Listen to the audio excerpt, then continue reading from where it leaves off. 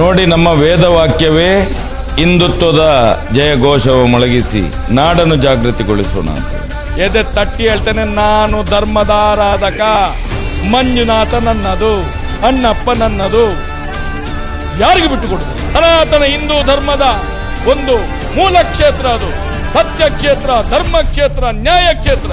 ಒಂದು ವೇಳೆ ಯಾವನೋ ಅಧರ್ಮಿ ಒಬ್ಬ ಬಂದು ಧರ್ಮಸ್ಥಳದ ದೇವಸ್ಥಾನ ಬಿಡಿ ಆ ಗೇಟಿನ ಒಳಗಡೆ ಬಂದು ಅಧರ್ಮದ ಬಗ್ಗೆ ಮಾತಾಡಿದ್ರೆ ಫಸ್ಟ್ಗೆ ತಲೆ ಕಡಿಯುವುದು ನಾನು.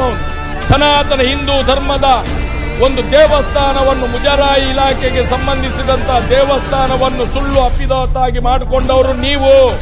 ವೀರೇಂದ್ರ ಹೆಗ್ಗಡೆ ಮಾಡಿಕೊಂಡಿರುವುದು ಅದನ್ನು ಯಾಕೆ ಖಂಡಿಸುವುದಿಲ್ಲ?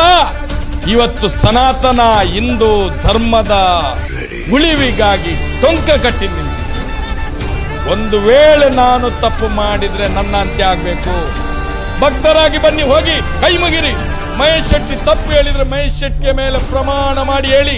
ಕಾಂಗ್ರೆಸ್, ಬಿಜೆಪಿ, ಜೆಡಿಎಸ್ ಎಲ್ಲರೂ ಬನ್ನಿ, ನೀವು ಬಂದು ಪ್ರಮಾಣ ಮಾಡಬೇಕು. ಅಣ್ಣಪ್ಪ ಬೆಟ್ಟದಲ್ಲಿ ತಲೆಗೆ ಮೇಗೆಲ್ಲ ಸ್ನಾನ ಮಾಡಿ ಒದ್ದೆ ಬಟ್ಟೆಯಲ್ಲಿ ನಿಂತು ಪ್ರಮಾಣ ಮಾಡಿ. ಮಹೇಶ್ ಶೆಟ್ಟಿ ತಿಮರೋಡಿ ಧರ್ಮದ ವಿರೋಧವಾಗಿ ಕೆಲಸ ಮಾಡ್ತಾ ಇದ್ರೆ ಪ್ರಮಾಣ ಮಾಡಿ. ನೀವು ಬೇಕಾದ್ರೆ ನನ್ನನ್ನು ಕರೀರಿ, ನಾನು ಬರ್ತೇನೆ. ವೀರೇಂದ್ರ ಹೆಗ್ಗಡೆಯನ್ನು ಕರೀರಿ, ಬೇಕಾದ್ರೆ ಎದುರು ನಿಲ್ಲಿಸಿ, ನಾನು ಪ್ರಾರ್ಥನೆ ಮಾಡ್ತೇನೆ. ಇಡೀ ರಾಜ್ಯದ ಜನ ನೋಡ್ಬೇಕಿದನ್ನು. ಅದಕ್ಕೆ ಹೇಳ್ತಾ ಇರುವುದು, ಸತ್ಯಸ್ಥಳ, ಧರ್ಮಸ್ಥಳ, ನ್ಯಾಯಸ್ಥಳ, ಇದು ಸತ್ಯ ಸತ್ಯ ಸತ್ಯವೇ. ಜಯ ಮಾತ್ರ ಖಂಡಿತ. ಯಾರು ಬರ್ಲಿ, ಯಾರು ಹೋಗ್ಲಿ.